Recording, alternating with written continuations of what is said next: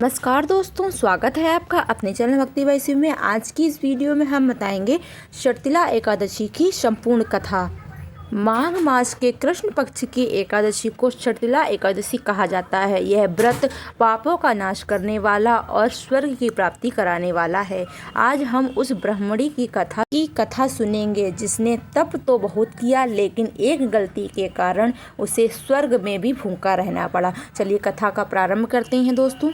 ओम नमो नारायण। प्राचीन काल की बात है। मृत्यु लोक में एक ब्राह्मणी रहती थी। वह भगवान विष्णु की परम भक्त थी। उसका पूरा दिन पूजा पाठ और धर्म कर्म में ही बीतता था। उसने अपने जीवन में बहुत से कठिन व्रत किए।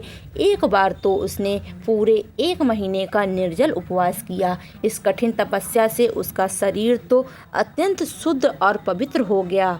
वह साक्षात लक्ष्मी स्वरूपा लगने लगी, लेकिन उसने एक बड़ी गलती की। वह ब्राह्मणी ने कभी भी किसी गरीब या ब्राह्मण को अन्न का दान नहीं किया। वह उपवास में तो विश्वास रखती थी, पर दान की महिमा को भूल गई थी। तभी भगवान विष्णु ने स्वर्ग से देखा कि ब्राह्मणी ने भक्ति तो बहुत की, इसे वैकुंठ तो मिल जाएगा, लेकिन अन्नदान के बिना इसकी आत्मा कभी तृप्त नहीं होगी। इसकी इस कमी को पूरा करने के लिए भगवान विष्णु ने स्वयं एक भिखारी का रूप धारण किया और धरती पर उस ब्राह्मणी के द्वार पर पहुँचे।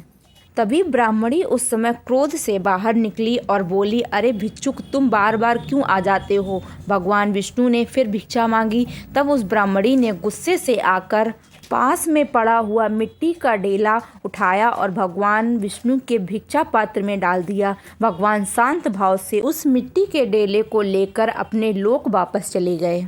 कुछ समय बाद ब्राह्मणी ने अपना शरीर त्याग दिया और अपने पुण्यों के प्रभाव से स्वर्ग लोक पहुंची। वहां उसने रहने के लिए एक बहुत ही सुंदर और विशाल महल मिला, लेकिन जैसे ही उसने अंदर प्रवेश किया वह हैरान रह गई। वह महल पूरी तरह से खाली था। वहां ना तो अनाज का दाना था और ना ही सुख सुविधा का कोई सामान था। वह दुखी होकर भगवान विष्णु के पास पहुंची और बोली, हे प्रभु, मैंने तो जीवन भर आपकी तपस्या की है, कठिन व्रत किए हैं, फिर भी मुझे यह खाली महल क्यों मिला। मुझे यहाँ भूख प्यास क्यों सता रही है। भगवान विष्णु मुस्कुराते हुए बोले, हे देवी, तुमने व्रत करके अपना शरीर तो शुद्ध कर लिया, लेकिन तुमने कभी अन्न का दान नहीं किया।